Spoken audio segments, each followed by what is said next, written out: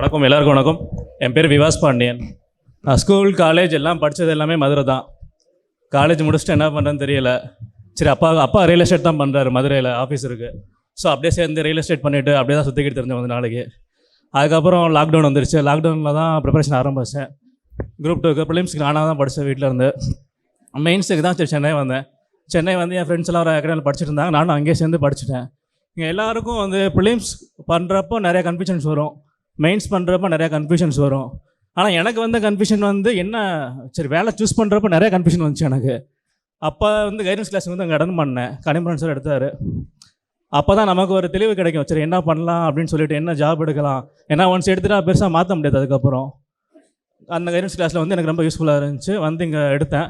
Registration தான் வீட்டு எடுக்க சொன்னாங்க. ஏன்னா அப்பா ரியல் எஸ்டேட் பண்ணுறதுனால சரி யூஸ்ஃபுல்லாக இருக்கும் எடுன்னு சொல்லிட்டு. ஸோ அவனுக்காக எடுத்துகிட்டு அப்புறம் இன்னும் ஆர்டர் வரல, சரி வெயிட் பண்ணிக்கிட்டு இருக்கோம். Fine, thank you. ஆனால் இங்கே நிறைய அகாடமிஸ் நானும் பார்த்துட்ருக்கோம், பழகியிருக்கோம், பேசியிருக்கோம். ஆனால் எல்லாம் எக்ஸாம்ஸ் முடித்தோன்னே வேலை எடுத்தோன்னே எல்லாம் அனுப்பிடுவாங்க. பட் இங்கே சுரேஷ் அகாடமியில் வந்து இந்த மாதிரி ஒரு ஃபங்க்ஷன் வச்சு எல்லாத்தையுமே கொஞ்சம் ஹானர் பண்ணுறது வந்து பெருமையாக இருக்குது. யாரும் இந்த மாதிரி பண்ணதில்லை, இது வரைக்கும் எனக்கு தெரிஞ்சு பண்ணதில்லை. So thank you sir, thank you.